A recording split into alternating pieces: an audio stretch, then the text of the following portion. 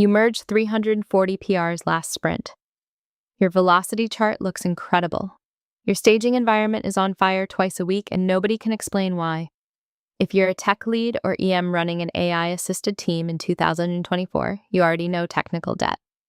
You've been managing it since your first refactor. But there are two new kinds of debt your team is accumulating right now, and most orgs aren't tracking either one. By the end of this, you'll have names for both and a rough way to measure them in your next retro.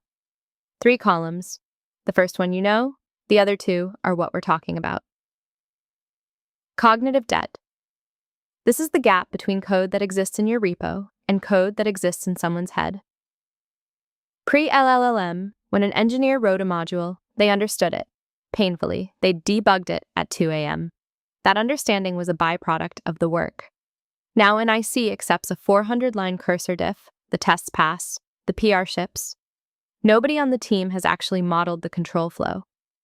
6 weeks later, prod breaks, and the on-call engineer is reading their own service like it's a stranger's. Stripe's RFC culture and Amazon's 6-pagers exist precisely because writing forces understanding. When you let the model write the design doc too, you've outsourced the thinking that the document was supposed to produce. The artifact is there. The cognition isn't. Verification debt. This is the second one, and it's worse because it compounds silently. When humans write code, we write tests to verify our assumptions. When an LLM writes code in its tests, you don't have verification. You have a tautology. The model's interpretation of the spec is checking the model's interpretation of the spec. The tests pass because they're testing what the code does, not what the code should do. Google's perf calibration explicitly weighs code review quality. Ask yourself, when your team reviews an AI-generated PR, are they verifying behavior against intent? Or are they pattern matching on whether it looks right? Because those are completely different cognitive operations, and only one of them catches the off by one in the pagination cursor. So here's the framework. Triple debt: technical, cognitive, verification. For Staff ICs, this changes what code review means on your team.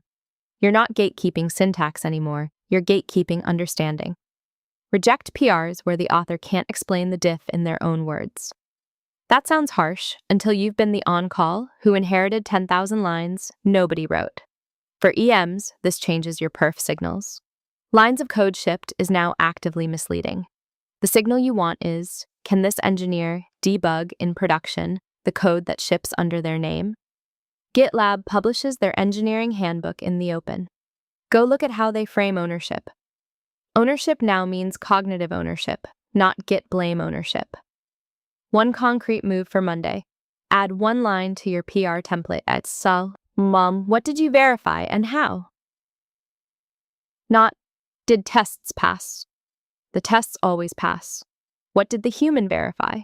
If the answer is, the AI wrote tests and they're green, that PR carries verification debt, and you should price it accordingly. Next video, I'm breaking down how to run a perf cycle when half your team's output is AI-assisted.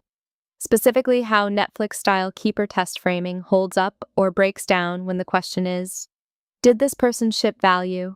Versus, did this person operate the tools that shipped value? Drop your team's PR template date in the comments if you've already adapted it. Curious what's working.